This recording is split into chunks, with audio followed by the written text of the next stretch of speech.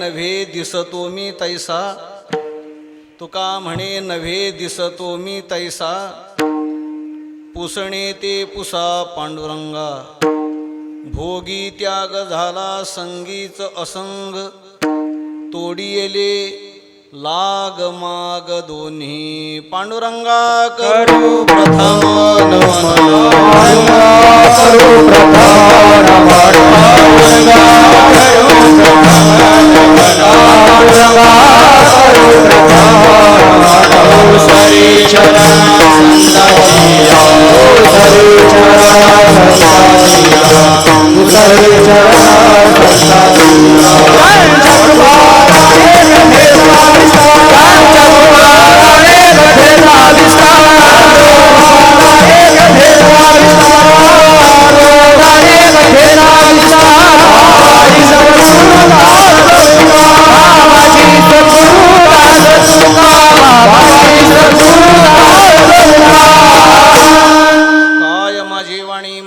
संतांशी रंजव चित्ताशी आपुल्या. नमो ज्ञानेश्वरा नमो ज्ञानेश्वरा निवृत्तीदारा सोपान देवा.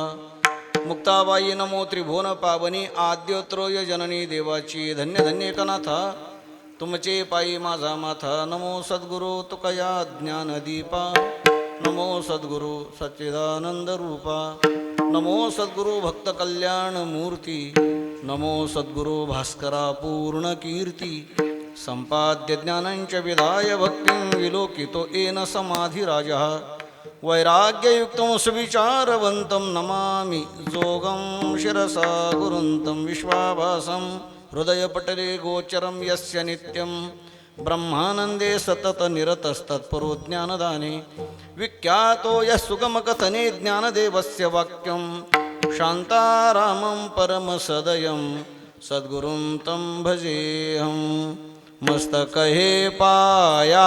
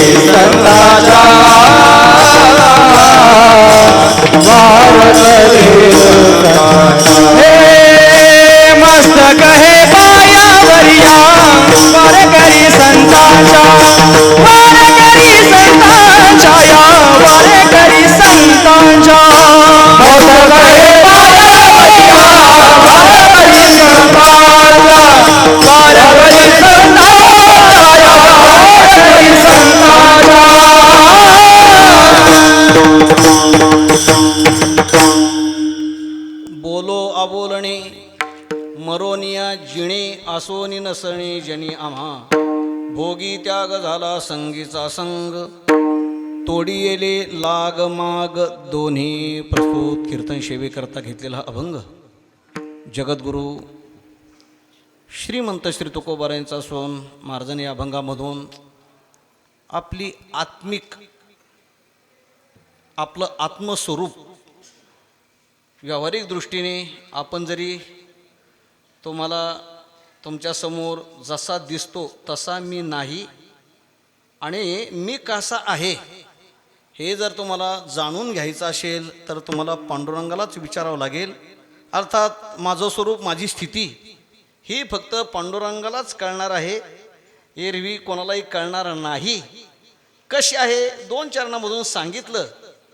आणि अशी कशी असू शकते असे जर तुम्हाला कोणाला शंका येईल तर त्या शंकेचं निरसन पंढरपूरला जो विटेवर उभा आहे अर्थात तो तुमच्या शंकांचं काय करणार आहे निरसन करणार आहे. विठ्ठल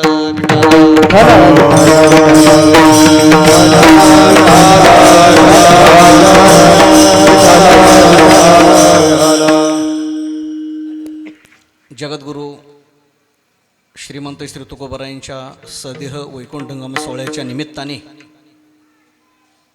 मूळ स्थान श्री क्षेत्र देहू आणि त्याला अनुसरून आपल्या संपूर्ण महाराष्ट्रामध्ये, महाराष्ट्र प्रांताच्याही बाहेर आवर्जून आपणाला दखल घ्यावी लागेल की जगद्गुरु तुकोबरायांचा बीजोत्सव सोहळा हा महाराष्ट्रापुरता मर्यादित नाही, तर महाराष्ट्र प्रांताच्याही बाहेर ज्या ज्या ठिकाणी आपला संप्रदाय जाऊन पोहोचला तिथपर्यंत हा उत्सव होतो. आणखीन एक आपल्या सर्व सांप्रदायिक लोकांना नोंद घ्यावी लागेल. ज्ञानोबरायांचा सोहळा मोठ्या प्रमाणामध्ये होतो, नाथरायांचा सोहळा होतो, सर्व संतांचे सोहळे मोठ्या प्रमाणामध्ये होतात, मोठ्या प्रमाणे यात्रा आहेत, वाऱ्या आहेत, लाखोने समाज एकत्र येतो. पण जगद्गुरु तुकोबरायांचा सोहळा हा गावागावामध्ये अगदी वाडी वस्तीवर साजरा होतो. ज्ञानोबरायांचा सोहळा, समाधी सोहळा आळंदीला मोठ्या प्रमाणामध्ये होतो. अलीकडच्या काळामध्ये गावोगावी होऊ लागलाय, पण तेवढ्या प्रमाणामध्ये नाही. एकनाथ महाराज श्रेष्ठीचा सोहळा पुढे आहेच. पैठणला मोठ्या प्रमाणामध्ये वारी भरते, पण इतर ठिकाणी मात्र तो सोहळा होत नाही. क्वचित ठिकाणी श्रेष्ठीचे सोहळे सप्ताह होतात.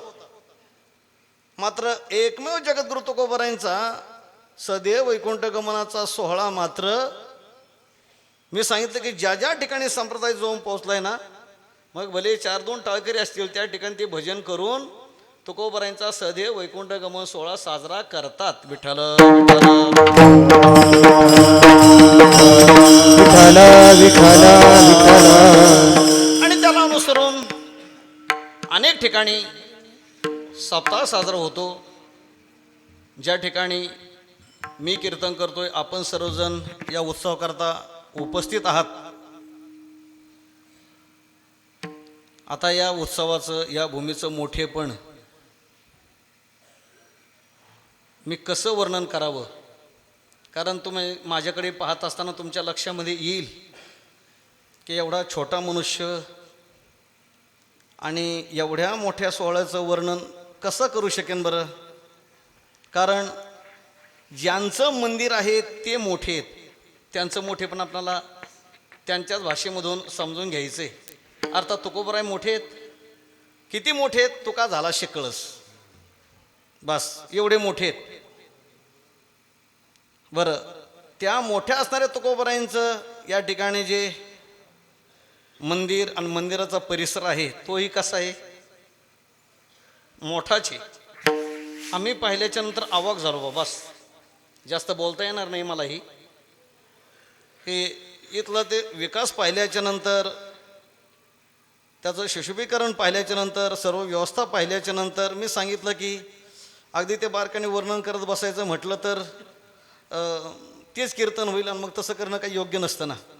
म्हणून त्रोटक प्रमाणात बोलतोय की तो परिसर मोठा आहे. बरं, त्या ठिकाणी समाज बसणार नाही. समाज व्यवस्थेकरता या ठिकाणी जे भक्तनिवास उभा राहिलेला आहे तेही कसं आहे? मोठं आहे. त्या मंडपामध्ये, मोठ्या असणाऱ्या भक्तनिवासामध्ये, मंडपामध्ये जो कीर्तनाकरता श्रोतृवृंद आहे तोही कसा आहे? मोठा म्हणजे विपुल प्रमाणामध्ये आहे, बहुसंख्येने आहे. कीर्तनाला उभी राहिली टाळकरी मंडळी, गायक वादक वृंद, अर्थात तेही कसे आहेत? मोठेच आहेत, मोठेच आहेत. समोर बसलेले मोठेच आहेत, मागे उभे राहिलेले, पुढे बसलेले, डाव्या बाजूचे, उजव्या बाजूचे, वर पाहिलं तर सर्व मोठेपण. हे सर्व मोठा शब्द प्रत्येक वेळेला न वापरता हे सर्व मोठेपणाचं वर्णन करतोय. मला एक आधार आहे, मी तिकडून पाहिल्यानंतर घाबरलो होतो की बाबा एवढा मोठा विस्तारण, आपण तर त्या ठिकाणी म्हटलं तर लपूनच जाऊ. पण इथं प्रवेश करत असताना मुद्दाम टाळकऱ्यांच्या बाजूने प्रवेश केला आणि आपल्या उंचीचं कोणी आहे का, मला सोबदार म्हणतो ते जरा असं मधून चला. म्हटलं नाही, जरा मला आमच्या उंचीचं कोणीतरी आहे का पाहावं लागेल ना. तर मला जरा आधार मिळाला. टाळकऱ्यांची जी ओळ आहे, आपल्या उंचीचे टाळकरी मिळाले, डाव्या बाजूला आहेत. चला, आपण बहुसंख्येने आहात आणि या सर्वाचं आयोजन करणारे अर्थात ज्यांच्या नावामध्येच महा म्हणजे मोठा शब्द आहे. मग आणखीन काय राहिलं सांगा, की आदरणीय महादेव महाराज यांनी काय त्यांचा संकल्प असेल, कोणत्या जन्माची त्यांची मातापित्यांची सद्गुरूंची पुण्याई काय जीवनामध्ये त्यांनी साधना केली असेल, की त्यांनी संकल्प करावा आणि अल्प काळामध्ये एवढ्या मोठ्या प्रमाणामध्ये जगद्गुरु तुकोबरायांचं अधिष्ठान निर्माण व्हावं. आपण सर्वांनी त्याला साथ दिली आणि मोठ्या विस्ताराने या ठिकाणी अन्नदान सांगितलं की हा पंढरपूरचा रस्ता आहे. कोण जाणे कोणत्या वारकऱ्यांचे या ठिकाणी चरणरज आणि तेही आपल्या इथल्या उत्कर्षाला कारणीभूत ठरले असतील. म्हणतात ना, कोणाच्या पायाने येतं कोणाच्या पायाने जातं. बहुतेक तुम्हाला बरेच असे पाय मिळाले की त्यांच्या पायाने आलं. भौतिक दृष्टीने असतं. एवढ्या मोठ्या प्रमाणामध्ये आपल्या सर्व लोकांचा सद्भाव हा त्याला कारणीभूत आहे, त्यांचं सहकार्य कारणीभूत आहे. म्हणून या सर्व मोठेपणाचं वर्णन करण्याकरता शब्द नाहीत. अर्थात आपण सर्वजण त्याचे साक्षीदार आहात. सर्वच मोठं आहे. वेगळेपणाने उल्लेख करावा लागेल का आज माझ्या भाग्याने कीर्तन सेवेकरता स्वानंद सुखनाशी सद्गुरू श्री जोग महाराजांच्या परंपरेतील वैकुंठवासी बंकट स्वामी महाराज, त्यांचे शिष्य पद्मश्री, आता नावाचा उच्चार करावा लागेल, बापू शंकर बापू आपेगावकर, या ठिकाणी माझे सहपाठी माझे मित्र सतीश महाराज आपेगावकर आहेत. आम्ही पाठाला असताना बापूंचा त्या काळामध्ये अगदी शेवटचा काळ होता त्यांचा, पण असा मृदंग वाजवलेला पाहिला. मी मृदंग शिकलेलो नाही, मला वाजवता येत नाही, पण बापू ज्या त्वेषाने वाजवत होते तो फेटा, बुटकी अशी मूर्ती, हो एवढीच उंची. खरं तर आपल्या सांप्रदायिक क्षेत्रामध्येही आणि राजकीय क्षेत्रामध्ये देशाच्या दृष्टीनेही राष्ट्रकार्यामध्ये ज्या ज्या लोकांनी मोठेपण मिळवलं आहे आपल्या कार्यामधून, ते बरेच जण बुटकेच आहेत बरं का. लालबहादूर शास्त्रींचं नाव येईल. बापूंनी सांगितलं की तुमचे एवढेच होते, बुट्टे होते. बापू अनेक नाव आहेत. अलीकडच्या काळामध्ये संप्रदायामध्ये परमपूजनीय गुरुरे बंडातात्या, विशेष क्रांती आहे. उंची कमीचे म्हणजे बुट्टेच आहेत. विशेष क्रांती आहे. बापूंनी त्या काळामध्ये किती क्रांती, जागतिक कीर्तीचे ख्यातनाम मृदंग वादक. मी सांगत होतो की आम्हाला कळत नव्हतं, पण अशा त्वेषाने वाजवत होते. त्या वयामध्ये त्यांनी अमृत महोत्सवामध्ये मृदंग वाजवला होता. अमृत महोत्सवाचे अध्यक्ष होते. 93 साली जेव्हा संस्थेचा अमृत महोत्सव झाला, हो होरसाहेब आलेले होते. अमृत महोत्सवाचे अध्यक्ष होते. तर त्यामुळे थोडी सेवा म्हणून त्यांनी शेवटच्या काळामध्ये वाजवलं होतं. आणि आज त्या ठिकाणी त्यांचे सुपुत्र उद्धव बापू या ठिकाणी उपस्थित आहेत. त्याचप्रमाणे आता सर्व परिसरातील गुणीजन महाराज मंडळी उपस्थित आहेत. सर्वांना प्रणाम करतोय. आपल्याच परिसरामध्ये वेदांताचे गाढे अभ्यासक, नुसते अभ्यासक नाहीत तर अनेक साधकांना ज्यांनी त्या ठिकाणी वेदांताचा पाठ देऊन घडवलेला आहे, असे स्वामी भारतानंदगिरीजी महाराज, वेदांतस्थली तिथली साधक मंडळी, आमचे आदरणीय म्हस्के महाराज आणि आपण सर्वजण या ठिकाणी उपस्थित आहोत. खरं तर जगद्गुरु तुकोबरायांचा हा उत्सव आहे आणि तुकोबरायांचं काही वर्णन करावं, तुकोबरायांचं काही चरित्र आपल्याकडून सांगावं, असा थोडासा आमचा प्रयत्न या कालावधीमध्ये असतो. पण आज कोण जाणे मनामध्ये आलं की जगद्गुरु तुकोबरायांची स्थिती वर्णन करावी.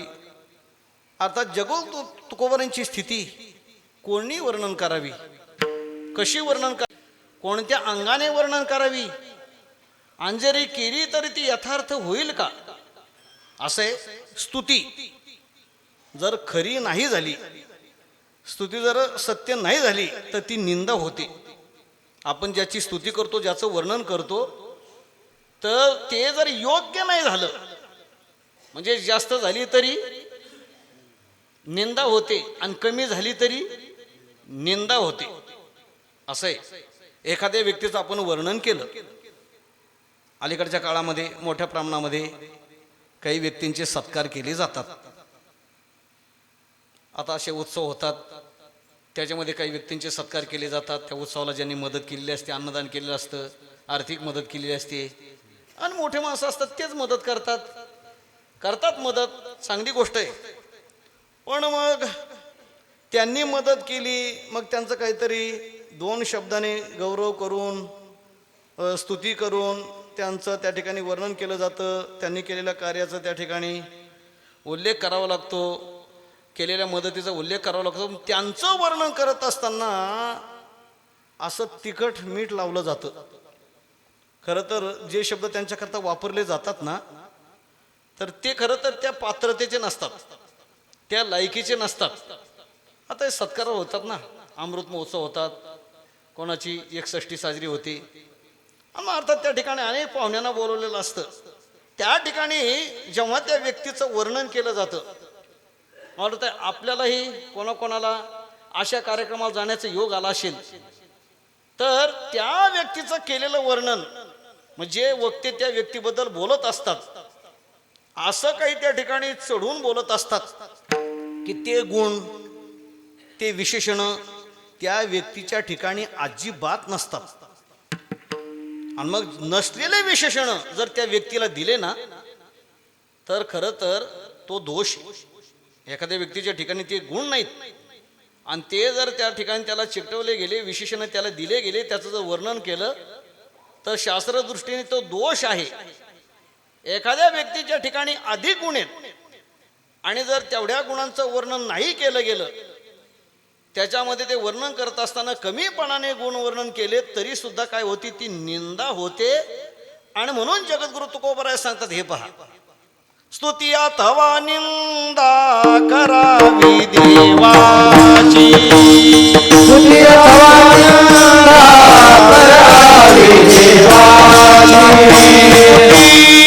अथवा निंदा करावी देवाची, स्तुती अथवा निंदा करावी देवाची, कीर्ती मानवाची सांगू नये, कीर्ती मानवाची सांगू नये, कीर्ती मानवाची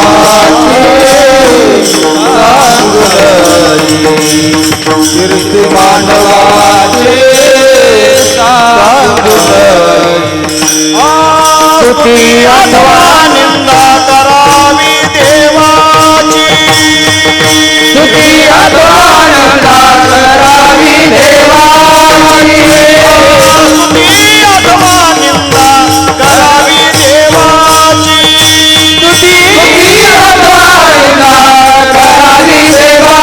देवाची, कीर्ती मानवाची सांगू नये, कीर्ती मानवाची सांगू नये,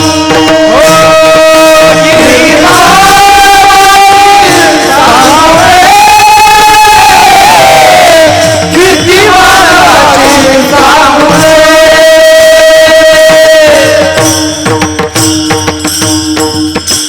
बोलायचंच असेल, वर्णनच करायचं असेल तर मानवाचं वर्णन करू नये, देवाचं वर्णन करावं. स्तुती अथवा निंदा करावी देवाची, कीर्ती मानवाची सांगू नये, हे बंधन आहे. आणि मग आपणाला जगद्गुरु तुकोबरायांचं या ठिकाणी काय करायचंय, नुसतं वर्णन नाही करायचं, नुसतं त्यांचं चरित्र नाही सांगायचं. या ठिकाणी आदरणीय महाराज श्रीमद भागवत कथा, त्याच्यामध्ये जगद्गुरु तुकोबरायांचं चरित्र सांगतात. महाराजांनी आपलं चरित्र सांगितलेलं आहे. महाराज सांगतात की खरं तर आपलं जे चरित्र आहे, वर्णन करू नये, सांगू नये. याती शूद्र वैश्य केला व्यवसाय, आधी तो हा देव कुळ पूज्य. याच्यामध्ये बोलत असताना महाराज सांगतात नये बोलो. अत्यंत महत्वाचं पद आहे की आपलं चरित्र, आपलं मोठेपण वर्णन करू नये, खरं तर आठवणच असू नये. मी अमुक आईशी नोहावी शेची लोका, मी आमका आहे याच्या मोठेपण त्या ठिकाणी आपल्याला आठवणीमध्येही असू नये. महाराज सांगतात नये बोलो, बोलू नये. पण काय करावं, तुम्ही संतांनी मला प्रश्न विचारला, नये बोलो परी पाळिले वचन, केल्याचा प्रश्न तुम्ही संती. नेमका कोणत्या संतांनी विचारलं सांगता येत नाही, पण महाराजांनी या ठिकाणी सामान्यपणे शब्द वापरलाय की केल्याचा प्रश्न तुम्ही संती. तुम्ही संतांनी मला तुझं चरित्र सांग म्हणून त्या ठिकाणी आज्ञा केल्यामुळे मी माझा काही चरित्र भाग त्या ठिकाणी सांगण्याचा प्रयत्न करतोय. आणि महाराजांनी ते चरित्र सांगितलेलं सुद्धा आहे, ते चरित्र सांगितलेलं सुद्धा आहे. आणि म्हणून नये बोलो. महाराज सांगतात की आपलं चरित्र, आपला मोठेपणा सांगू नये. स्वाध्याय परिवाराचे प्रणेते परमपूज्य आठवले शास्त्री मोठं त्या ठिकाणी गीतेचा प्रचार प्रसार अगदी जागतिक पातळीवर, हा समुद्राचा काठ अजूनही त्या ठिकाणी बाबा मोठ्या प्रमाणामध्ये ते गीतेचे पाठक बनले, स्वाध्यायी लोक बनले, नामस्मरण करू लागले, भगवान कृष्णाची गीतं गाऊ लागले. मोठं कार्य आहे. जागतिक स्तरावर त्यांनी गीता जाण्याकरता मोठे प्रयत्न केले. असंच परदेशामध्ये व्याख्यानाला गेल्याच्या नंतर ते व्याख्यान करणारे जे असतात त्यांचा परिचय, त्यांची ओळख करून देण्याची पद्धती आपल्या संप्रदायामध्ये कीर्तनकाराची ओळख करून देण्याचा तशी पद्धत नाही. अलीकडच्या काळामध्ये कीर्तन झाल्याच्या नंतर ते आभार प्रदर्शन सुरुवात झालंय, पण ती काही संप्रदायाची पद्धत नाही. आजही फडकरी मंडळींची पद्धत नाही. या ठिकाणी आदरणीय महाराज आहेत, 400 वर्ष झाले. हे देवकर महाराज, वास्कर महाराज आदी करून मंडळींनी या परंपरा सांभाळल्यात. अजूनही कीर्तनकार कोण आहेत त्यांची स्तुती, त्यांचं वर्णन किंवा त्यांचं काही वेगळेपण सांगितलं जात नाही. आपली ती पद्धत नाही. सर्वजण देवाचे सेवक आहोत. पण व्याख्यानामध्ये ती पद्धत आहे की व्याख्यात्याचा जन्म कुठे, बालपण, शिक्षण, त्यांना कोणत्या पदव्या मिळाल्या, कोणते अवॉर्ड मिळाले, काय काय असेल ते, आणखीन त्यांचं वेगळं मोठेपण काही असं सांगितलं जातं. आणि जेव्हा शास्त्रींच्याकडे कोणी तर आल्यानं सांगितलं की तुमचा परिचय द्या म्हणे, व्याख्यान करायचंय, तुमचा परिचय सांगावा लागेल ना, तर शास्त्रीजींनी नम्रपणाने एका कागदावर लिहून दिलं, self introduction is not our culture. आता कोणाकोणाला कळालं असेल, मला इंग्लिश येत नाही, एवढंच वाक्य येतं, पण सांगितलं तुम्हाला त्याचा आशय कळेल. आशय सांगतो की शास्त्रीने सांगितलं की स्वतःचा परिचय करून देणं आमची भारतीय संस्कृती नाही. विठाला विठाला विठाला विठाला.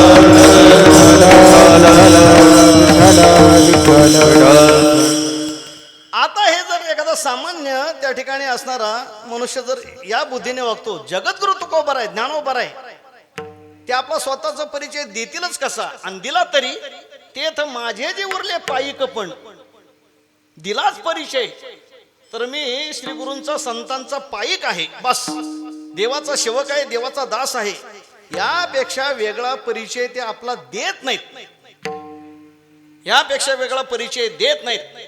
आणि म्हणून जगद्गुरु तुकोबर आहे आणि त्यांचा परिचय मग ते कसे आहेत नेमकं आपल्याला त्याचं ज्ञान झालं पाहिजे. आपल्याला जगद्गुरु तुकोबरांचा उत्सव साजरा करायचा आहे, एवढं मोठं मंदिर आपण उभारतोय. अनेक जण त्या ठिकाणी काय करतात, त्या ठिकाणी आपल्या संपत्तीतला हिस्सा भाग अन्नदानाकरता देतात, एवढ्या वस्तू उभारण्याकरता देतात. ज्यांच्याकरता आपण देतो किमान त्यांचं महिमान, त्यांचं मोठेपण हे आपल्याला कळायला पाहिजे ना. आणि मग ते मोठेपण कोण, जगद्गुरु तुकोबारांचं मोठेपण कोणी सांगावं सांगा ना. जगद्गुरु तुकोबारांचा महिमा कोणी सांगावा. एक तर असं आहे जगद्गुरु तुकोबारायांचा महिमा आता सर्व संतांचा त्यांनी मुखाने स्वतः सांगितला तर कळेल, नाही तर दुसरं तुकोबारायांनी म्हटल्याप्रमाणे पांडुरंगाने सांगितला तर कळेल. तिसरा संतांचा महिमा म्हणजे तुकोबारायांचा महिमा कोणालाही कळणार नाही. विठ्ठल विठ्ठल विठ्ठल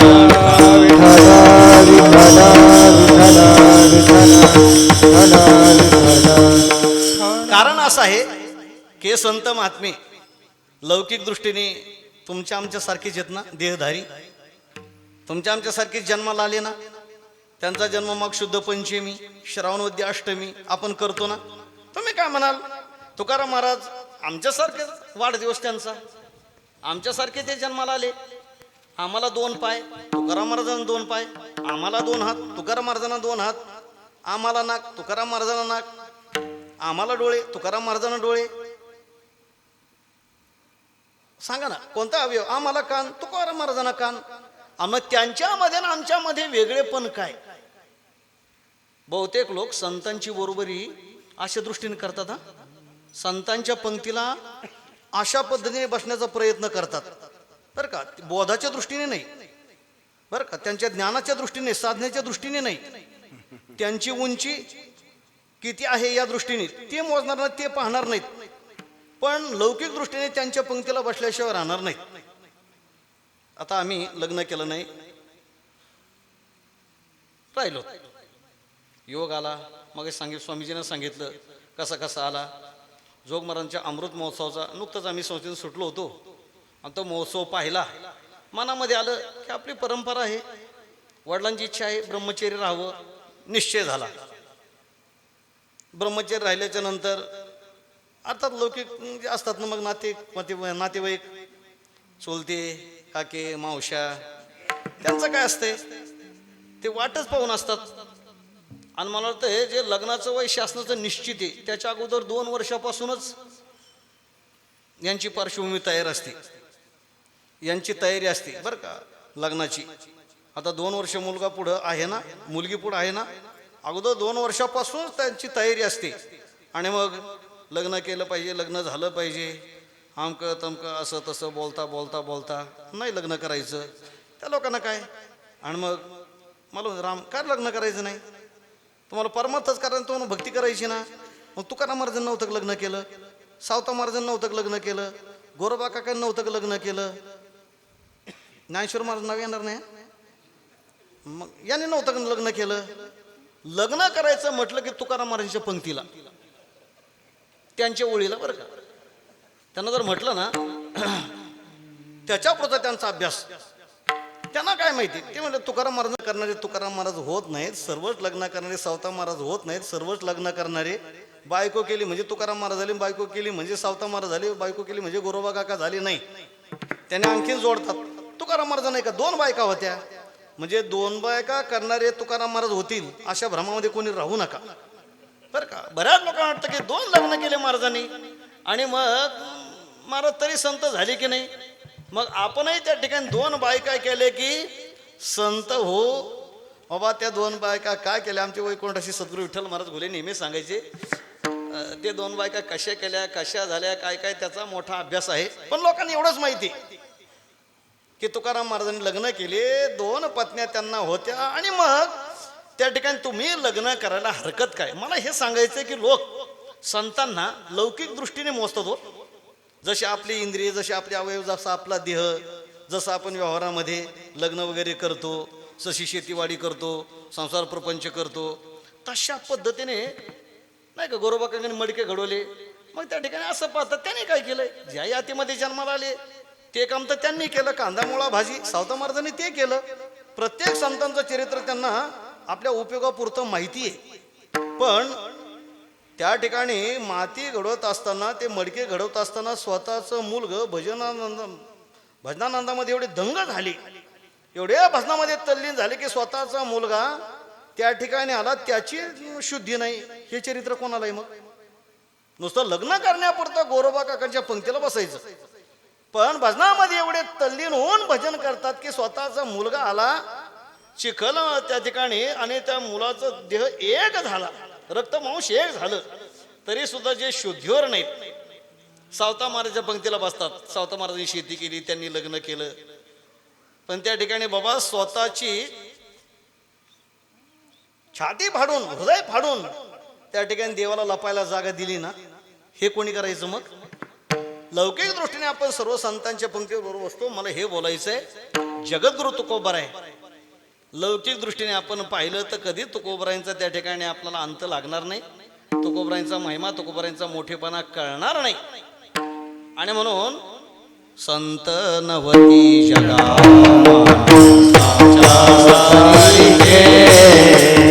संत नवती जगा मानसाच्या सारिखे संत नवती जगा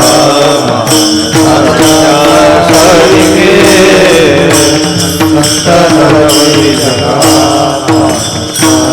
सारिखे समुद्र नदी नव्हे तैसा नदी पाषाण म्हणून लिंगा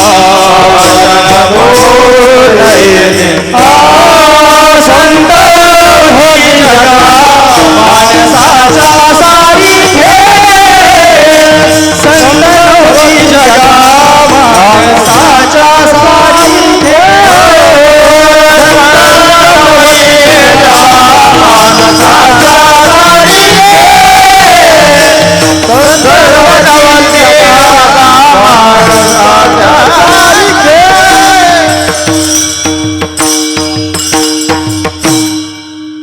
नदी किती मोठी झाली, किती मोठी झाली, किती मोठी झाली, तरी सुद्धा ती समुद्र होणार नाही. पाषाण सामान्य दगड जरी तो शिवलिंगाप्रमाणे दिसला तरी त्याला शिवलिंग म्हणता येणार नाही. शिवलिंगाचं महिमान स्वतंत्र आहे.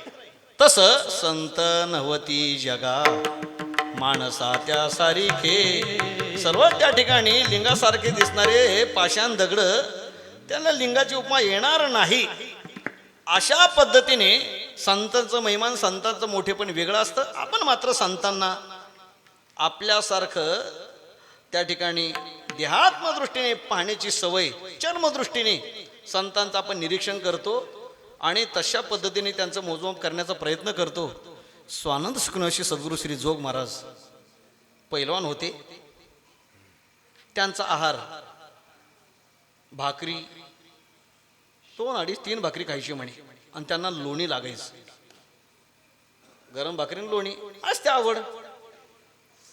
मग एका जणाने पाहिलं की जोग महाराज आणि तुम्ही भाकरी आणि लोणी खाता म्हणे. त्याने ऐकलं होतं जोग महाराज मोठे साधू सत्पुरुष आहेत.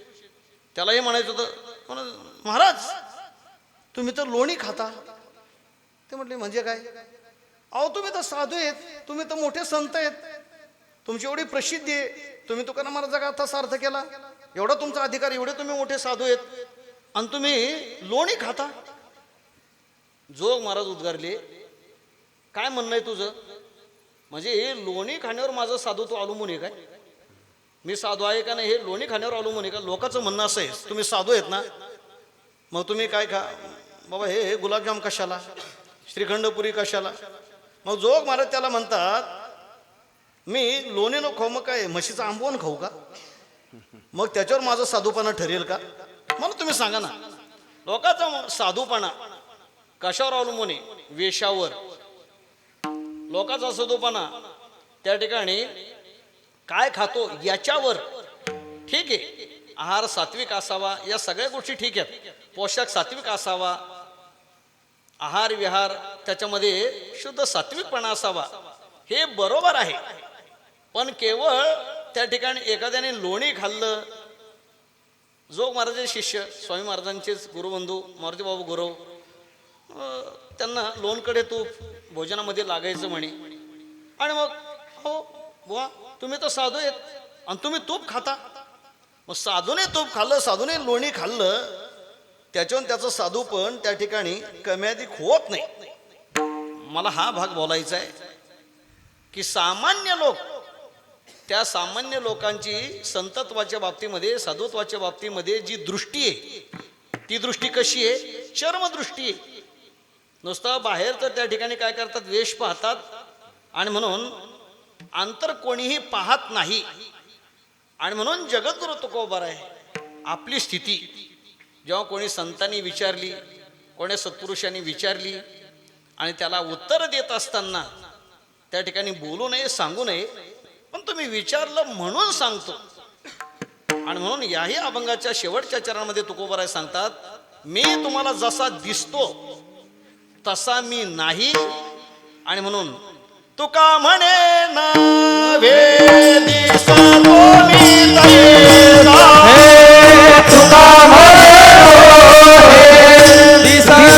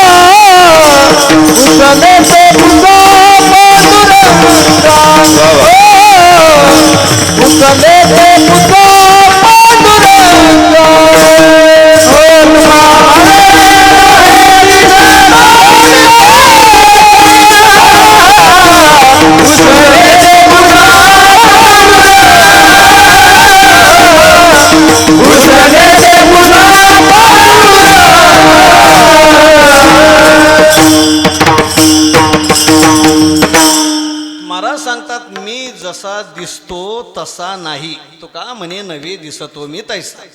महाराज कशी दिसत होते काय उल्लेख मी केला. हे लोक म्हणत होते जसे त्या ठिकाणी आपल्याला इंद्रिय आहेत तसे तुकोबारांना आहेत. जसा आपला देह आहे तसा तुकोबारांचा देह आहे.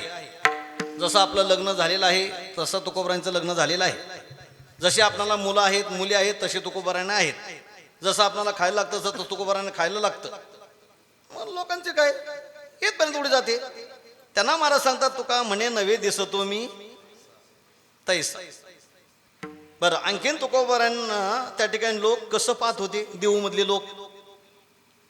महाराज जे देहू सोडून एकांतामध्ये भंडारा डोंगरावर भजन करण्याकरता जातात. अनेक कारण आहेत. त्याच्यापैकी हे कारण आहे कोपला पाटील गावीचे हे लोक. आता घाली भीक कोण मज आता येणे चवी सांडिली म्हणती निवाडा करीती दिवानात. तुका म्हणी यांचा संग नव्हे भला शोधित विठ्ठला जाऊ आता.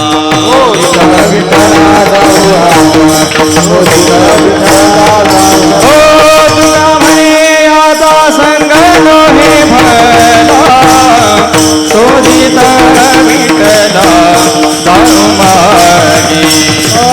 शोधित विठ्ठला जाऊ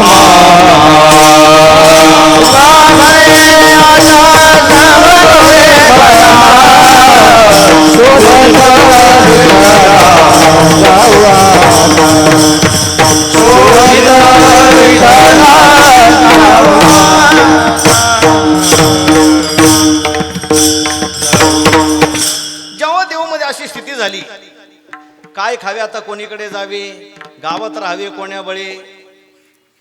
काय तुकोबारांचं मोठेपण होतो काय तुकोबारांचा महिमा आहे. अरे जगद्गुरु तुकोबारांच्या दर्शनाकरता आज देवमध्ये हजारो लाखो लोक आहेत. या ठिकाणी किती लोक येतात सारखे त्या ठिकाणी रीग आहे. हे जर उप ठिकाण आहे त्या ठिकाणी जगद्गुरु तुकोबारांच्या दर्शनाकरता एवढी गर्दी आहे. पण प्रत्यक्ष तुकोबारांना जे पाहत होते त्यांची स्थिती काय होती काय खावे.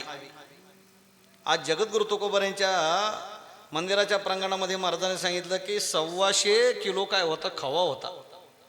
त्याच्या अनुषंगाने साखर त्याच्या अनुषंगाने सगळं बाकीचं तुकोबारांचं अधिष्ठान म्हणूनच ना.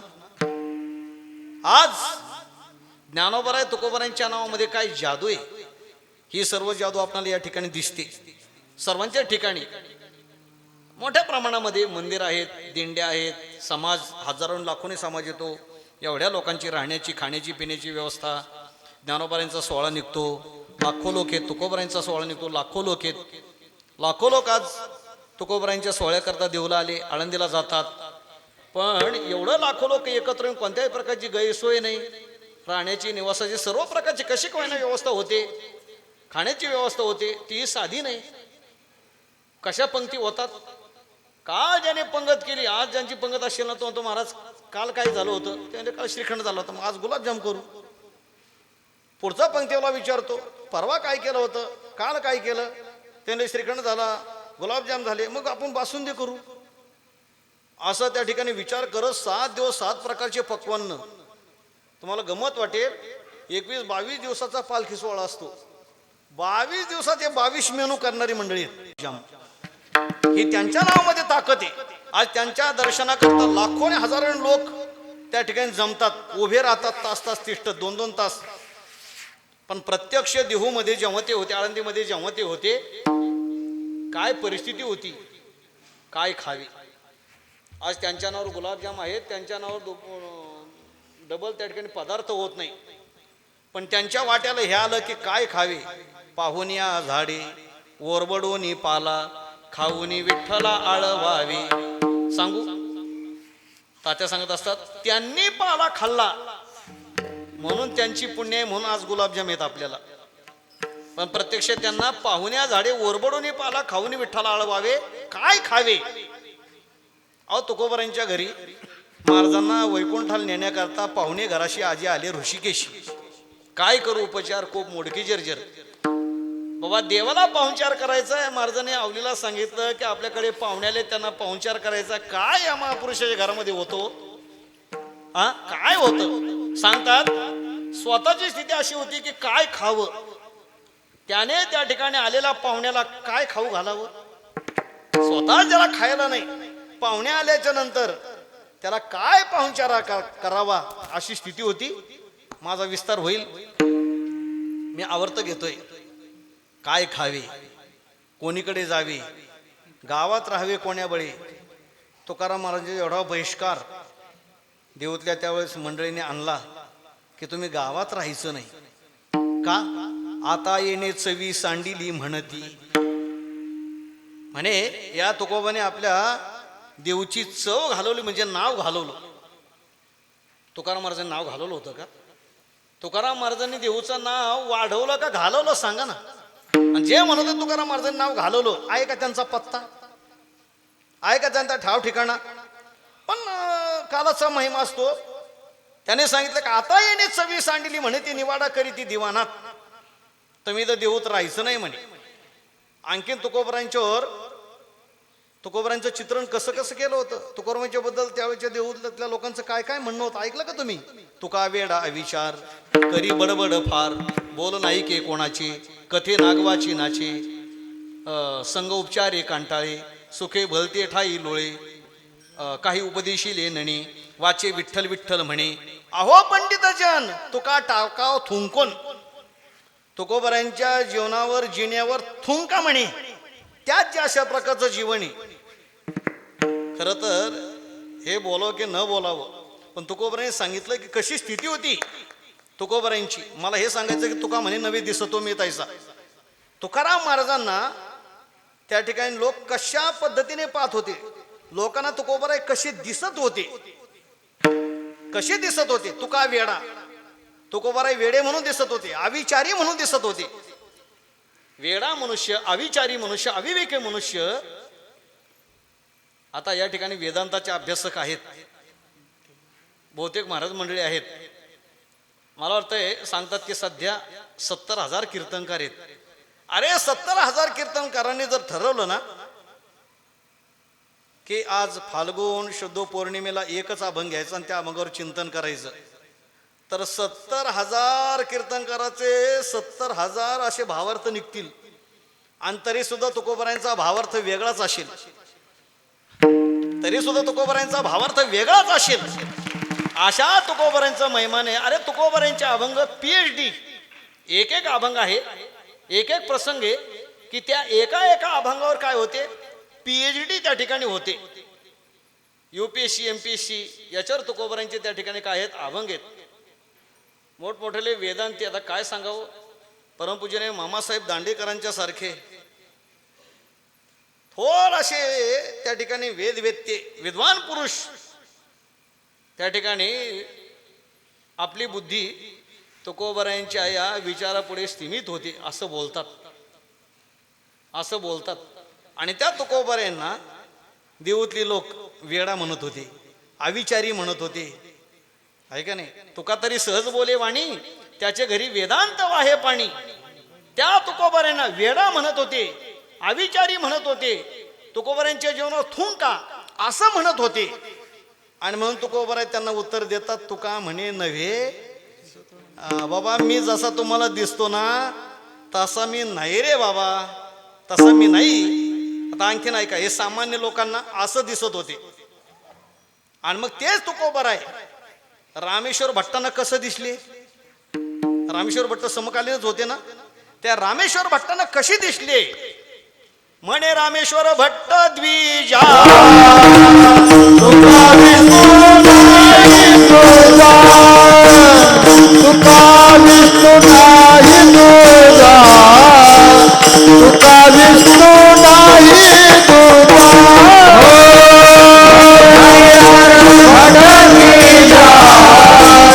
तुका विष्णू नाही तुझा, तुका विष्णू नाही रामेश्वर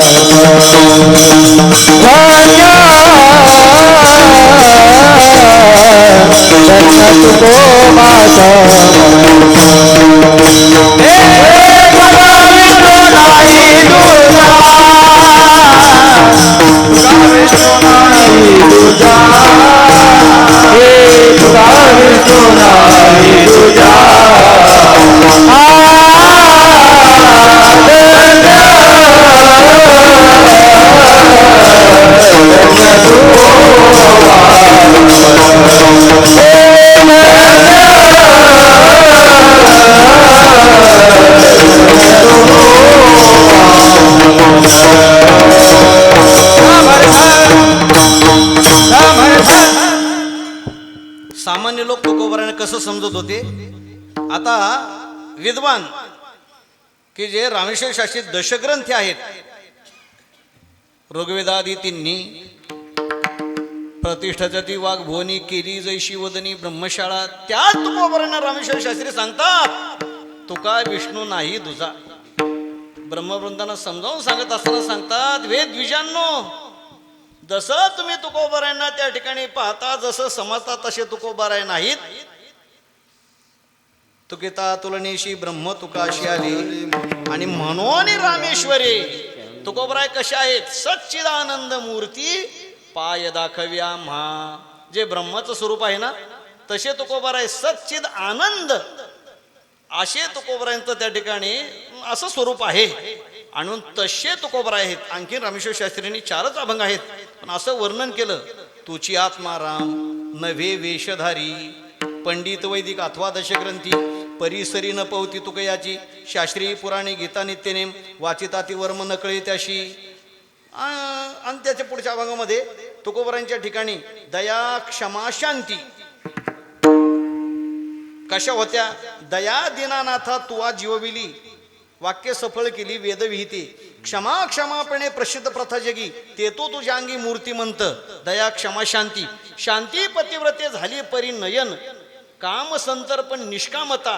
आणि तिन्ही एका ठिकाणी आणत असताना संतग्रह मेळी जगदांगी, संतग्रह मेळी जगदांगी, पहिला उदया चळी भानुका,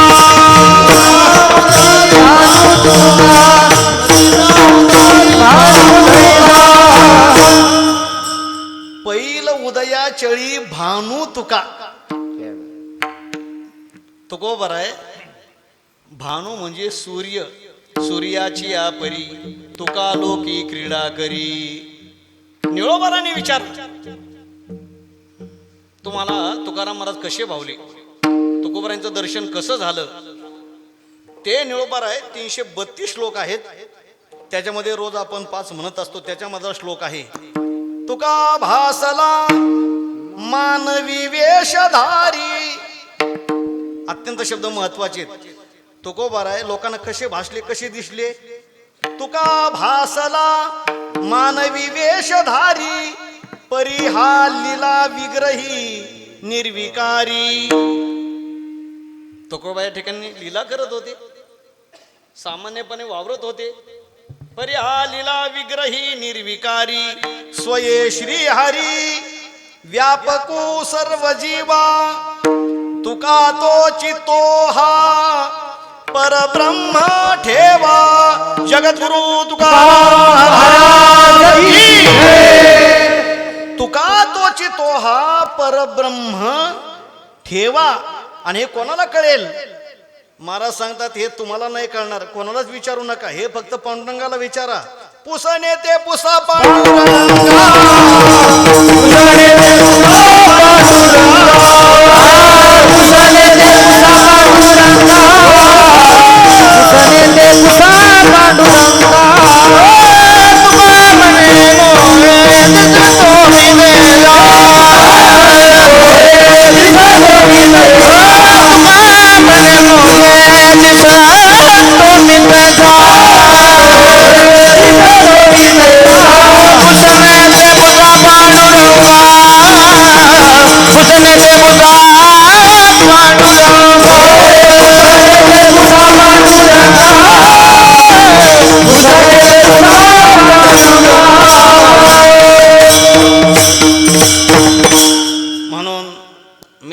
तुम्हाला दिसतो ना तसं त्या फुटपट्टीने मोजू नका. तुकोबरायच काय अलीकडच्या काळामध्ये, आताच्या काळामध्ये लोक नाहीत काय तुकोबरायांच्या समान, तुकोबरायांच्या सारखे नाहीत, पण त्याच तोला मोलाचे, त्या अधिकाराचे सत्पुरुष आजही या भूमीवर आहेत, विद्यमान आहेत.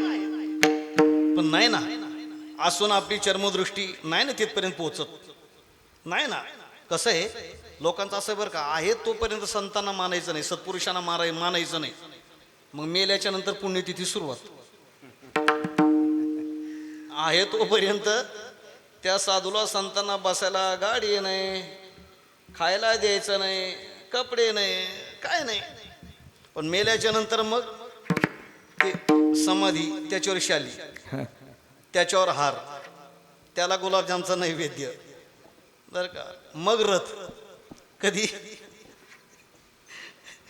जोपर्यंत आहे ना तोपर्यंत नाही का, हे कळून का न कळून, कळतं पण वळत नाही ना.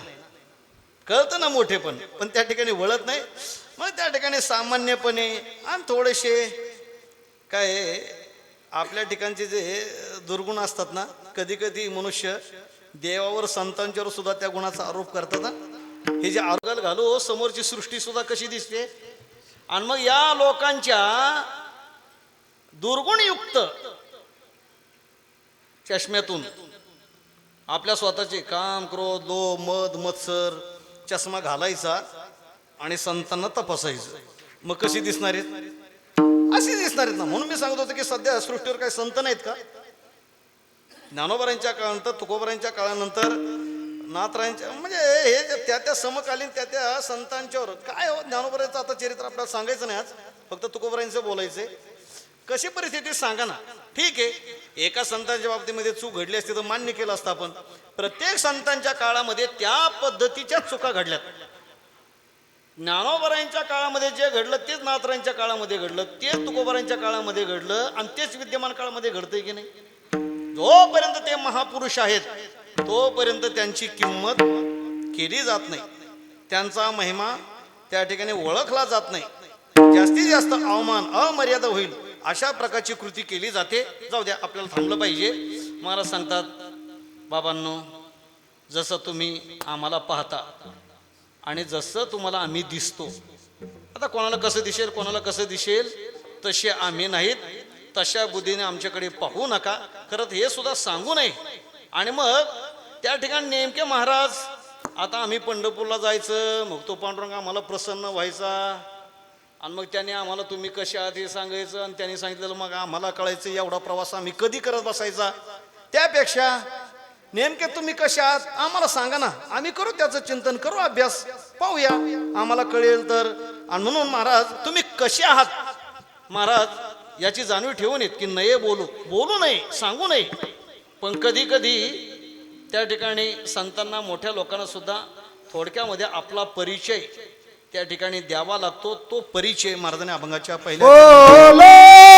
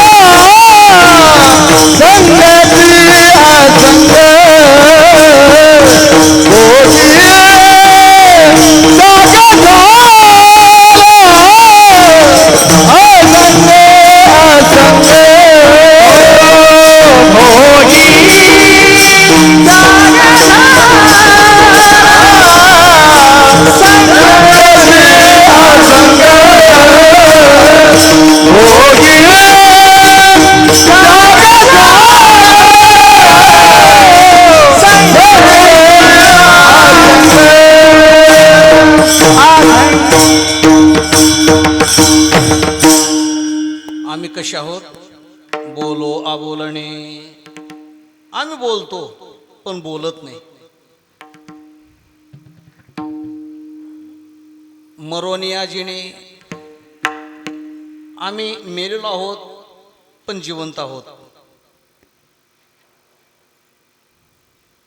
आसोनी नसणे जिने आम्ही लोकांच्या मध्ये राहतो पण लोकांच्या मध्ये राहत नाहीत. आता हे काय आम्ही भोग भोगतो पण अलिप्त आहोत.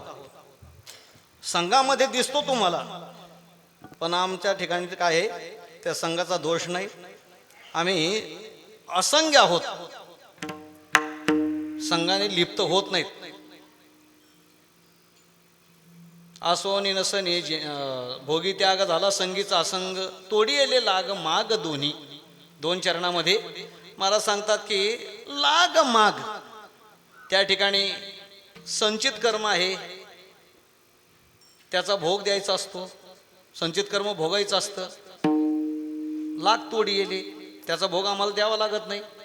आणि माग क्रियमाण कर्म पुढे जे होतं त्या ठिकाणी त्याने लिप्त आम्ही होत नाहीत, म्हणून तोडी येले लाग माग दोन्ही.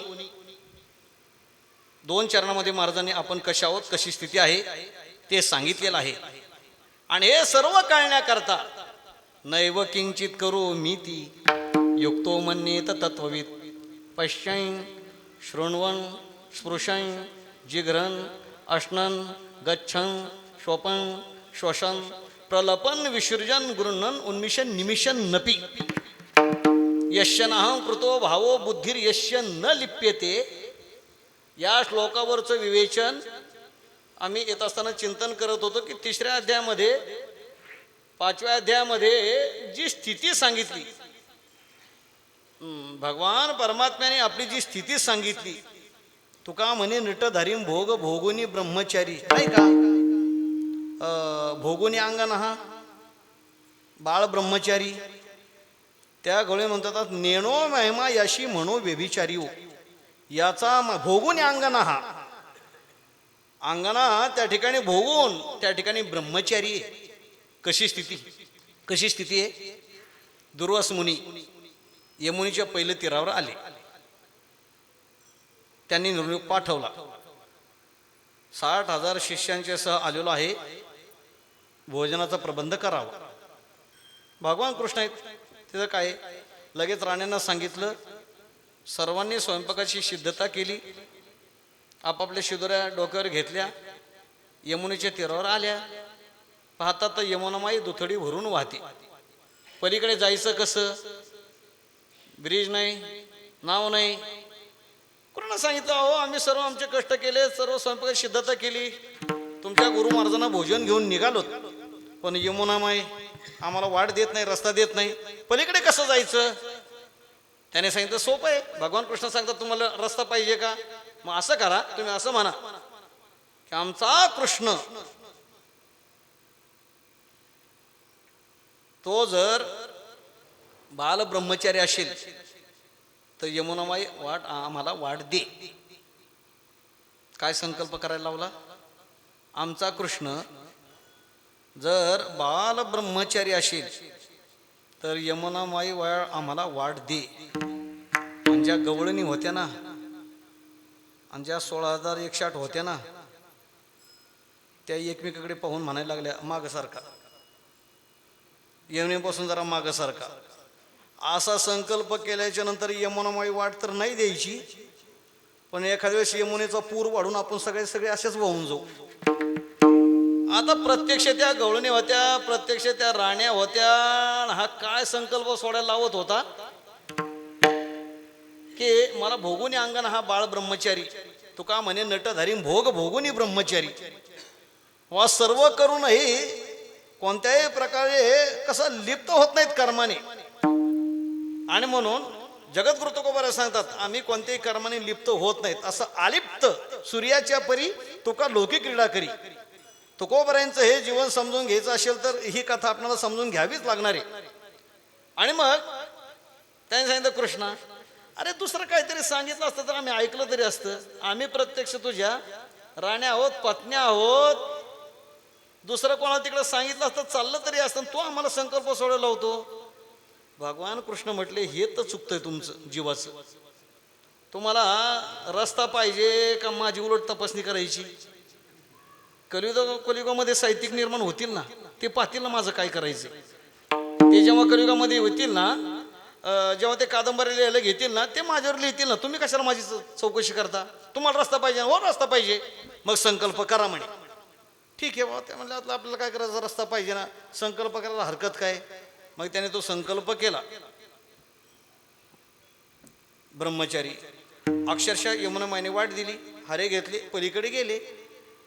गेल्याच्या नंतर दुर्वास मुनी त्यांच्या शिष्यांना यथेच्छ भोजन खाऊ घातलं, त्यांची सेवा वगैरे झाली. परत निघाले आपल्या स्वगृही. निघाल्या तर यमुनेच्या तीरावर आल्या, पाहिलं पुन्हा यमुनामाई त्या ठिकाणी काय करते, वाहते, रस्ता नाही, अलीकडे कसं यायचं. पुन्हा त्या ठिकाणी दुर्वास मुनींच्याकडे गेले. अहो महाराज, आम्ही तुमची सेवा करण्याकरता अलीकडे आलो, आता पलीकडे पुन्हा कसं जायचं आमच्या घरी आम्ही. त्याने काय झालं, अहो रस्ता नाही, मग येताना कशा आल्या म्हणे. येताना असं केलं, कृष्णाने आम्हाला सांगितलं की मी जर आजन्म ब्रह्मचारी असेल तर यमुनामाई वाट द्या. आम्ही तो संकल्प केला आणि यमुने मायने रस्ता दिला, आम्ही अलीकडे आलो म्हणे. असं आहे काय. आता ते त्यांचेच गुरु ना. त्याला मग मी तुम्हाला संकल्प करायला सांगतो. कोणता संकल्प. 60,000 खंड्या अन्न खाऊनही दुर्वास मुनी जर उपवासी असतील तर यमुनामाई काय कर, वाढ दे. काय करावं म्हटले बाबा. वा ब्रह्मचारी वा निराहारी. यांचा शिष्य ब्रह्मचारी आणि हे निराहारी. म्हणले महाराज, रात्रभर आम्ही स्वयंपाक केलाय, आम्हाला डोळ्याला डोळा नाही, डोक्यावर ते सर्व वाहून आणलंय. पाय डोक्याचे आमचे केस काय झाले, गळून गेले, आणि तुम्ही सांगताय निराहारी. तुम्हाला पलीकडे जायचंय का आमची तपासणी करायची, काय म्हणणं आहे तुमचं. आम्हाला पलीकडे जायचं, मग एवढा संकल्प करा. त्याने तो संकल्प केला, अलीकडच्या तीरावर आल्या. त्या ठिकाणी तुकोबारांनी वर्णन केलंय, दिली वाट यमुने माये खरी, तुम्हा आम्हा नकळे अद्याप वरी हो. काय याचं पहिलं, विठ्ठल विठ्ठल विठ्ठल विठ्ठल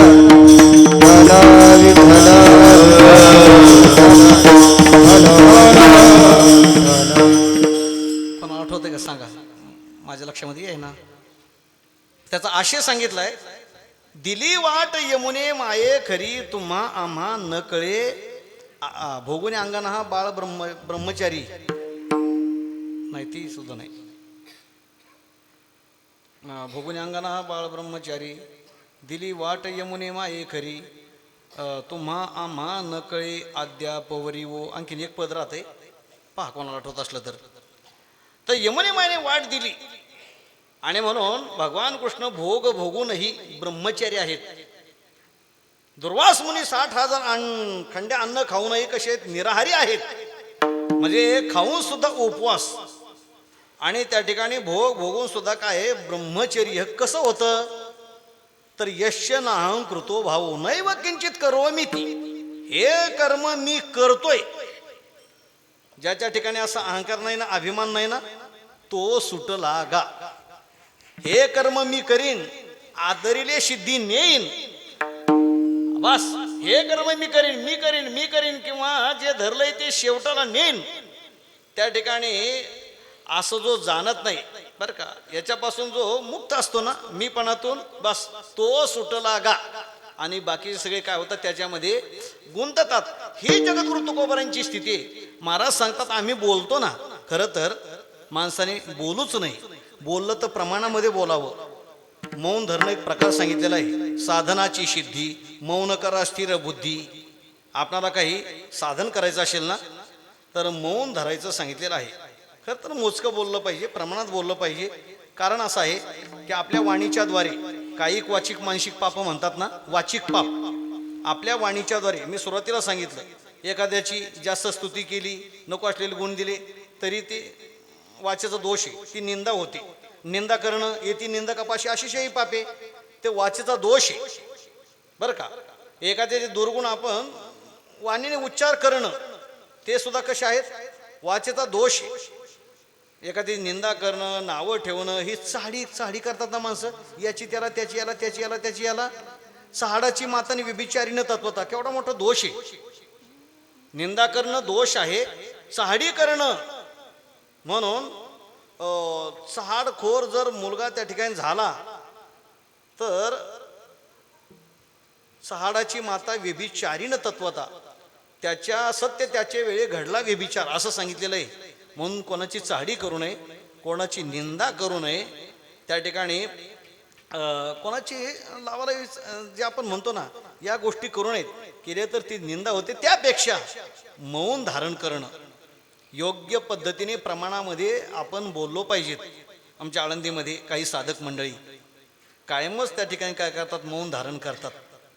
मौन धारण करतात किंवा एकादशी गुरुवार किंवा दुपारी 12 वाजेपर्यंत बोलायचं नाही, मौन धारण करायचं. आणि बोललं तर फक्त रामकृष्णारी, ज्ञानदेव तुकाराम अशा पद्धतीने बोलायचं. काही संवाद जरी साधायचा असेल ना, आमचा एक मौन धरणारा साधक आहे, तो भात घेऊन जरी आला ना, रामकृष्णारी रामकृष्णारी, भाजी आणली तरी रामकृष्णारी रामकृष्णारी रामकृष्णारी, रामकृष्णारी भात, रामकृष्णारी भाजी, रामकृष्णारी वरण, असं बोलतात. मौन धारण केलं पाहिजे. मौन धारण केल्याशिवाय साधनाची सिद्धी होत नाही. आणि मग ते मौन धारण आपल्यासारख्या सामान्य माणसाकडून तर घडणार नाही. आपला तर बोलावं लागणार आहे. तुकोबराय सांगतात, आम्ही सर्व बोलतो पण बोलूनही बोलत नाही. लौकिक दृष्टीने बोलतोय ना, पण त्या दृष्टीने म्हटलं परमार्थ दृष्टीने तर मी काही बोलत नाही का. योग्य पद्धतीने जर आपण बोललो, देवाचं नामस्मरण जर केलं, फक्त भगवंताच्या गुणाचाच उच्चार केला, संतांच्या चरित्राचा उच्चार केला, तर ते सुद्धा मौन होतं. ते सुद्धा मौन होतं. म्हणून बोलो आबोलणे, मौन धारण करण्याचं त्या ठिकाणी जे सुकृत, जे पुण्य आहे, जे वाणीला फल पाहिजे, ते फल मिळत असतं. म्हणून बोलो आबोलणे मरोनिया जिणे. खरं तर आपण सर्वजण देहात्मवादी आहेत. मी देह मी देह मी देह मी देह, या देहाते म्हणे मी, पुत्रदारा धन माझे. या देहाला मी म्हणणं आणि देहाच्या संबंधाने जे पुत्रदारा धन वगैरे आहे ना, त्याला माझं म्हणणं, हा सुद्धा शास्त्रदृष्टीने दोष सांगितलेला आहे. आणि म्हणून देह नव्हे मी, हे सरे उरला उरे विठ्ठल, हा देह मी नाही, असं त्या ठिकाणी ज्या दिवशी आपल्याला ज्ञान होईल ना, तो काय आहे, शास्त्रदृष्टीने मृत्यू आहे. बरं का. जीवदशा ज्या दिवशी संपते, तो साधनेच्या दृष्टीने काय आहे, मृत्यू आहे. आणि म्हणून महाराज जेव्हा बोलतात ना, यासाठी केला होता अट्टहास, शेवटचा दिस. हा शेवटचा दिस कोणता, लौकिक दृष्टीने आपण जो मरतो, जो मृत्यू आहे, मृत्यू लोकांच्या नियमाप्रमाणे, तो मृत्यू म्हणजे शेवटचा दिवस नाही. भले दशकरीचं कीर्तन करणारे हा अभंग घेऊन कीर्तन करेनात का, पण तो या ठिकाणी मृत्यू सांगितलेला नाही, तो शेवट सांगितलेला नाही. या ठिकाणचा जो शेवट आहे, तर त्या ठिकाणी साधनेचा आणि साधना फलद्रूप झाली, त्या ठिकाणी हा देह मी, ही इतक्या दिवस जी भूमिका होती अज्ञानातून, ते अज्ञान ग्रंथी सुटणं, याचं नाव आहे मरण. तो साधकाच्या दृष्टीने मृत्यू आहे. ज्या दिवशी जीवग्रंथी सद्गुरूंच्या मुखातून आलं तत्वमशी, बस तत्वमशी, मग ते ब्रह्म त्या ठिकाणी तू आहेस, मी कसा आहे, त्याचा विचार केला, विवेक केला, आणि त्या विवेकाने लक्षामध्ये आलं की अहम ब्रह्मास्मी. बस हा बोध जेव्हा होईल ना, त्याला म्हणतात त्या ठिकाणी मग तो मृत्यू झाला. म्हणून बोलवा बोलणी मरोनिया जिने, आसोनी नसणे जेनी आम्हा. मला सांगतात की या लोकांच्या मध्ये आम्ही राहतो, पण एवढ्या असंग पद्धतीने राहतो की जसं त्यांच्यामध्ये आहोत की नाही. जसं पळी, अहो ही जीभ, जीभ सर्वांच्या मध्ये राहते की नाही. ही जीभ, मला वाटतं आपण जेवढे पदार्थ खातो, खारट तुरट गोड आंबट कडू, जेवढे पदार्थ खातो, कुठून पार्सल होतात, त्याची चव कोणाला कळते, जिभेला. पण ती जिभेला चव कळते, पण जीभ त्या गोड तुरट खारट आंबट या गुणाशी लिप्त होत नाही, लिप्त होत नाही. त्या ठिकाणी आपण तेलकट तुपट असं काही पदार्थ खाल्ल्याच्या नंतर काय होतो, हात तेलकट होतो. मग आपल्याला काय करावं लागतं, साबण लावावं लागते, पावडर लावावं लागते, माती लावावं लागते, आणि मग तो हात काय करावा लागतो आपल्याला, त्याचा तेलकटपणा काढावा लागतो. मला वाटतंय जीभ, सर्व पदार्थ तिथे जातात की नाही. आपण चमच्याने खातो कधी कधी, हात तेलकट होऊ नये म्हणून. मग चमच्याने तो पदार्थ खाल्ला, जीभ तेलकट झाली का, मग तिला पावडरने घासलोय का कधी. जसं जीभ सर्व पदार्थ खाऊ नये, किंवा सर्व पदार्थामध्ये दरवी म्हणजे पळी काय होते, फिरते. सर्व पदार्थाचं काय करते, फिरते, त्या ठिकाणी चाकते. पण जसं त्याच्या ठिकाणी लिप्त होत नाही तसं महाराज सांगतात आसोनी नसनी जेणे आम्ही लोकांच्या मध्ये राहतो, पण लोकांचे कोणत्याही प्रकारचे विकार, कोणत्याही प्रकारचे गुणदोष नाही गुणदोष अंगा येत. आम्ही ते गुणदोष आमच्या अंगाला लागून देत नाही.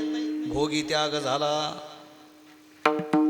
देहेंद्रियाच्या दृष्टीने देह आणि इंद्रिये जे भोग आहेत ना ते भोग भोगतात. देह भोग भोगतो, इंद्रिय भोग भोगतात.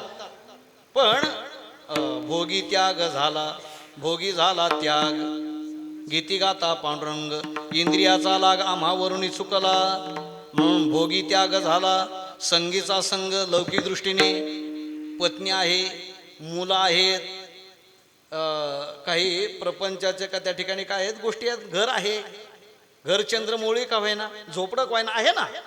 पण महाराज सांगतात की संगीचा संग, त्याचा संग आहे, पत्नीचा संग आहे, मुलांचा संग आहे, पण त्याच्यामधून असंग अशी स्थिती भगवंताच्या कृपेने प्राप्त झालेली आहे. भोगी त्याग झाला संगीचा संग, तोडी येले लाग माग दोन्ही. आणि म्हणून जे त्या ठिकाणी संचित कर्म आहे ते भोगावं लागतं. महाराज सांगतात आमच्या जीवनामध्ये तो भोग, संचित कर्माचा भोग संपून गेला आणि पुढे होणारं क्रियमान कर्म तेही थांबलं. त्याचाही लेप आम्हाला आमच्या जीवनामध्ये लागू शकत नाही.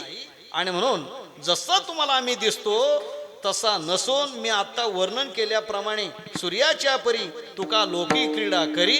जसा सूर्य उगवतो त्या सूर्याच्या प्रकाशामध्ये कोणी गाथा वाचतं, ज्ञानेश्वरी वाचतं, कोणी वारी करतं, कोणी नामस्मरण करतं, कोणी भजन करतं, कोणी पत्ते खेळतं. हा दिव्याचा प्रकाश आहे. या ठिकाणी कोणी भजन करतं तर कोणी तंबाखू खातं. तसा दिवा सूर्य पत्ते खेळणाऱ्याला म्हणत नाही तुला माझा प्रकाश देणार नाही. त्याच्यापासून जसा तो अलिप्त आहे तसं महाराज सांगतात की या सर्वांच्या मध्ये राहून आम्ही अलिप्त आहोत. विठोबा रखुमाई,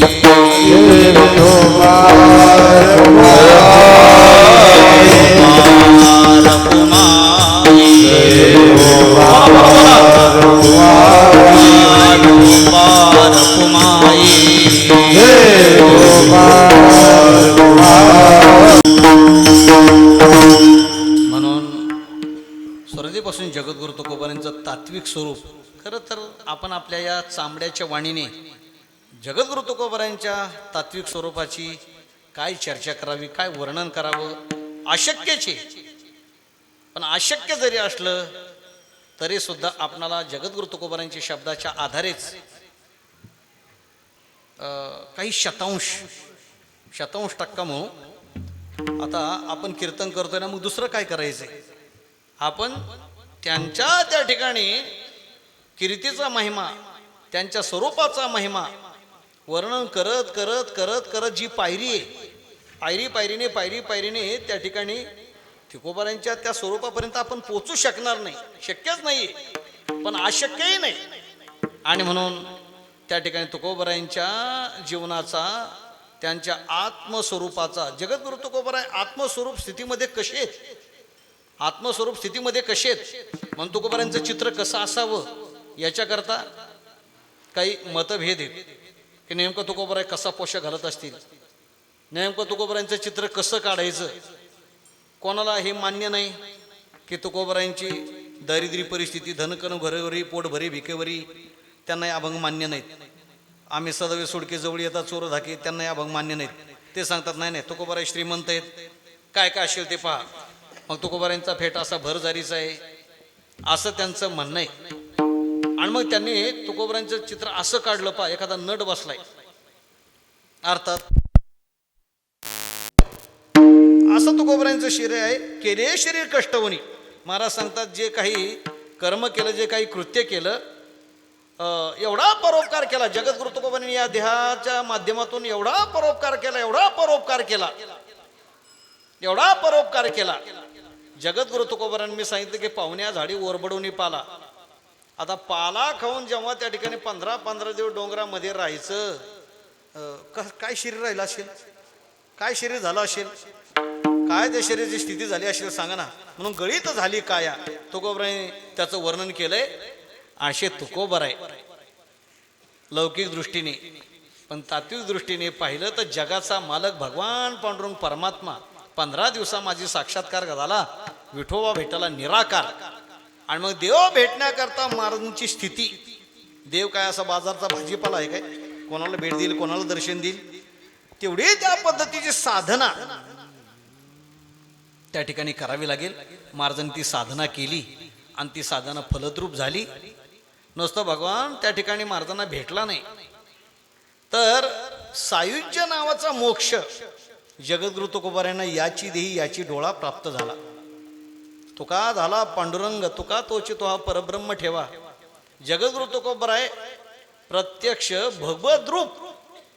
नंतर महाराज त्या ठिकाणी सदैव वैकुंठाला गेले, हा भाग तर पुढचा आहे. पण या ठिकाणी महाराज सांगतात की आम्ही या कीर्तनी शुद्ध झालो, ब्रह्मभूत काया होतशी कीर्तनी.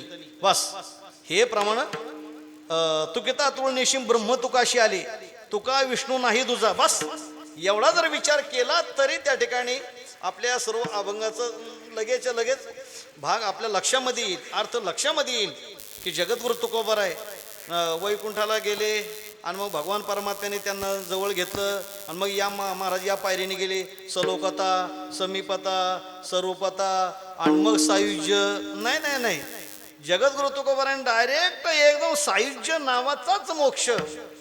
तू देव आणि भक्त तुझा नाही विचार. बस थांबतो. जगद्गुरु तुकोबारायांचा सदैव वैकुंठ गमनाचा सोहळा, त्या निमित्ताने या कालावधीमध्ये जेव्हा कीर्तन सेवा असतात, कोणता तरी जगद्गुरु तुकोबारायांच्या जीवनाचा एक पैलू सांगितला जावा. रात्री कीर्तन सेवा होती, काल 8 मार्च जागतिक महिला दिन. आता आले आपल्या ते डोक्यात नसतं. आणि काल आमच्या एका कॉलनीमध्ये आमच्या शिक्षकांनी सुचवलं की महाराज थोडंसं या आणि महिलांचं महत्त्व थोडंसं महिलांना बोला, काय संस्कृतीमध्ये आपलं श्रेष्ठत्व आहे. लोक म्हणतात की तुमच्या संस्कृतीने स्त्रियांना दुय्यम स्थान असा काय आरोप होतो, त्या दृष्टीने बोला. मग ते विचार करता यत्र नारीस्तु पूज्यन्ते वगैरे तो भाव आला. तिथं जास्त वेळ बोलायला भेटलं नाही. नंतर अभंग पुन्हा घेतला की आपल्या संस्कृतीमध्ये परस्त्रीकडे पाहण्याची कोणती भूमिका आहे, मग परव्या नारी रखुमाई समान. म्हटलं चला त्या निमित्ताने जगद्गुरु तुकोबारायांच्या जीवनाचा एक भाग आपणाला सांगता येईल. तसा या ठिकाणी येत असताना खरं तर हे अशा अभंग घेतले जात नाहीत. घेणं म्हणजे थोडंसं जडच आहे. लोकांना थोडंसं लय डोक्यावर बोजाही देऊन चालत नाही. म्हणून जास्ती मी शेवटच्या चरणच जास्त विचार केलाय आणि बाकीचे 2 चरण अगदी थोड्या सरळ पद्धतीने ते सांगितलेले आहेत. आता संगीचा संघ सर्वांच्या मध्ये राहून त्या ठिकाणी कसे महाराज अलिप्त आहेत आहे का नाही. पद्मपत्र मिवाम बसा अशा पद्धतीने संत महात्मे भोगामध्ये दिसतात पण ते भोगी नसतात. जनकाचं उदाहरण भरपूर आपल्या समोर आहे का नाही. संघामध्ये राहू नये. जेव्हा त्या ठिकाणी जनकाने असं पण लावला, 1000 गाई सोन्याने त्याची शिंग मोडून सोन्याने मोडून अशा उभ्या केल्या. कोण जाणे राजाची लहर. सांगितलं की माझ्या सभेमध्ये जे कोणी ब्रह्मवेत्ते असतील, ब्रह्मवेत्ता असेल, त्या ठिकाणी त्या ब्रह्मवेत्त्याने काय कराव्यात, ह्या गाई घेऊन जाव्यात, त्यांना गाई मला द्यायच्यात म्हणे. ब्रह्मवेत्ता तिथं हजर होते. राजाने काय प्रश्न मांडला, गाई घेऊन जायच्यात पण त्या ठिकाणी ब्रह्मवेत्ता, ब्रह्मचं ज्ञान असणारा, आत्मज्ञान असणारा. सर्वजण एकमेकाकडे पाहू लागले. कसं काय त्याला आपण नाही भाऊ, आपण 50%चे, 25%चे, 70%चे. मग काय करायचं. बराच वेळ झाला कोणी गाई घेण्याकरता पुढे येईना. राजा संतापला. राजा म्हणे माझ्या राज्यामध्ये एकही ब्रह्मवेत्ता नसावा माझा अपमान आहे. जसं सध्याचे राजे आपल्या राज्यामध्ये गुंड असावेत, जसा त्यांचा प्रयत्न असतो आपल्या संगती सोबतीमध्ये गुंड असावेत. गुंड तयार करण्याकरता विद्यार्थ्यांना नाही मदत करणार, पण गुंड तयार करण्याकरता मात्र निश्चित प्रयत्न करतात. गुंड असावेत. माझ्या राज्यामध्ये तत्ववेत्ते असावेत. राजाला अपमान वाटला. राजा म्हटला की केवढी माझी घोर निराशा आहे म्हणे. माझ्या राज्यामध्ये एकही ब्रह्मवेत्ता नसावा. आणि असं म्हटल्याच्या नंतर मग मात्र याज्ञवल्क्याने काय सांगितलं आपल्या शिष्यांना, गाई घेऊन चला. जेव्हा त्यांनी गाई घेऊन निघाले आणि मग बाकीचे जागे झाले. हे गाया घेऊन कशी निघाली? आपल्या भारताची परंपरा आहे, आपल्याला नाही मिळालं ना तरी चालेल, पण दुसऱ्याला मिळता कामा नाही. ही खेकडावृत्ती ज्याला म्हणतात ना, आपल्या भारतीयांची आहे. आता ते सांगत नाही तुमच्या भारतामध्ये काय प्रसिद्ध आहे. एक जणांनी खेकडी धरून आणली, एक खेकडा वर निघाला की दुसरा काय करणार त्याला. सर्व क्षेत्रामध्ये ते राजकीय क्षेत्रामध्ये असतात, आपल्या सांप्रदायिक क्षेत्रामध्ये स्वतः पुढे जायचं नाही, मात्र जो चालला त्याला मात्र खेचल्याशिवाय राहायचं नाही. आणि मग ते म्हणाले हे ब्रह्मवेत्ते, यांना दोन बायका मी सांगितलं ना, दोन बायका, हे ब्रह्मवेत्ते कशी? त्याने विचारलं, हो काय पण जो ब्रह्मवेत्त असेल त्यांनी काही न्यायचे, तुम्ही काही कसे घेऊन चालली? आता त्या ठिकाणी मी ब्रह्मवेत्ता आहे असं मी जर आला तर मग संपलं ना. त्या ठिकाणी आत्म्याच्या ठिकाणी मी नाही, ब्रह्माच्या ठिकाणी मी नाही. मग त्याने असं सांगितलं की गो कामा वय, मला गाई पाहिजे. मी ब्रह्मवेत्ता आहे की नाही, मला बाकीचं काही बोलायचं नाही, पण मला गाई पाहिजे. अहो पण त्या गाई ब्रह्मवेत्याला न्यायच्यात ना. मग तुम्ही अवमान करा, तुम्ही तसं पहा, तुम्ही चर्चा करा, तुम्ही ठरवा. ज्या अर्थी मी गाई चालवल्या त्या अर्थी. पण मग तुम्ही ब्रह्मवेत्ता आहात का? मी कुठं म्हटलोय मी ब्रह्मवेत्ता आहे म्हणून? फक्त मला गाई पाहिजे, मला ते बाकीचं जाऊ द्या. त्या ठिकाणी सांगितलं ब्रह्मवेत्ता, अरे संघामध्ये राहूनही असंग. जनक राज्यपदी नांदी, शुक नागवा प्रारब्धी. जनक तो का म्हणे, राज्यकरिता जनक अग्नी माझी एक पाव जळी. याला म्हणतात भोगी त्याग झाला संगीत असंग.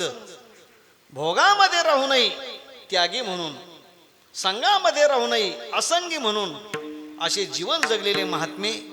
त्याच्यामध्ये जगद्गुरु तुकोबरायांचं कळसाचं स्थान आहे. आणि अशा जगद्गुरु तुकोबरायांचा हा सदैव वैकुंठगमनाचा सोहळा. देहूप्रमाणेच मला वाटतंय प्रतिदेहू जे म्हटलंय ना, ते गौरवाने नाही तर म्हणण्यासारखी इथली स्थिती आहे असं माझं मत आहे. आणि हे मत गौरवाने बोलायचं, इथं आलोय म्हणून तोंडपूजेपणा करायचा आहे असंही नाही आहे. अल्प काळामध्ये एवढी भव्यता याला निर्माण झालेली. आपल्या सर्वांचं प्रेम त्या ठिकाणी आहे. अर्थात असंच प्रेम वृद्धिंगत व्हावं असाही भाव या निमित्ताने व्यक्त करतो. पुनश्च एकदा आपण सर्व मोठ्या प्रमाणामध्ये बहुसंख्येने एवढे भाविक या ठिकाणी आहेत. सर्व मंडळी आहेत, बापू आहेत या ठिकाणी. महाराजांनी या सर्वांची मोठ आणि आपण सर्व परिसरातील महाराज मंडळी आहेत. अर्थात सर्वांचं समाधान होईल असं चिंतन किंवा असं व्याख्यान त्या ठिकाणी करण्याची क्षमता निश्चितच माझी नाही आहे. पण तरीसुद्धा जगद्गुरु तुकोबरायांच्या शब्दाचा आधार घेत मी काही अल्पमतीने बोलण्याचा प्रयत्न केला आहे. ते आपण सर्वांनी गोड मानून घ्यावं. ज्ञानेश्वर माऊली ज्ञानराज